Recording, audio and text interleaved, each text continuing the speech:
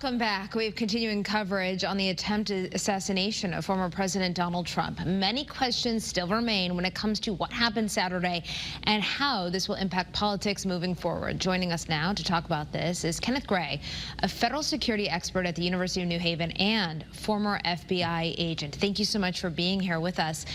First of all, let's talk about security at this political rally. How many layers or checkpoints of security are there at events like this? And was this a major oversight? It has a lot of people asking, how could something like this happen? Yeah, that's a great question, Stephanie. So Secret Service at an event like this here uses a three-tiered system that you can think of it as concentric circles. Inside the inner perimeter, they were responsible for checking everybody going in and out of the rally to make sure that they did not have any weapons on them. Then the next layer, the middle security, that was the local and state police that were assisting Secret Service. They didn't have enough personnel there, and they never have enough personnel to cover all three layers like this. The building in which the shooter was on top of, that was in that layer.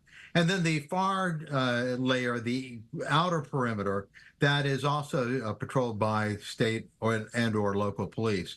So the security for this event actually starts before the event is even held. There's an advance team that goes out, takes a look at the facility, determines where the threats are, decides on how to adjust their security to be able to deal with that event. In this particular case, that building on which the shooter got up on top of, that should have had either a person at that building or on top of that building. The shooter should have never been able to get on that building where he had a clear sight of the podium that President Trump was talking from. Also, you know, in terms of the fallout from this and the investigation, they're looking at ammunition. It sounds like he bought a lot before this happened, and based on reports so far, it sounds like he got the weapon from his father. What other things are they looking into in this investigation, and will we ever know a motive in this case? So that we don't know if we'll know a motive or not. So far, they've not been able to determine one.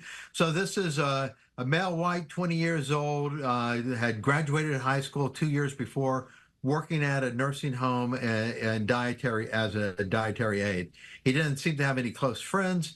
He was a member of a range, and besides that, we really don't know much about him, except for the fact that fellow students from when he was in high school said that he was a loner, that he was bullied, and that one of the students interviewed said that he was a potential school shooter. In many ways, you might think of him as being much closer to the mode of school shooters than you would of political assassins.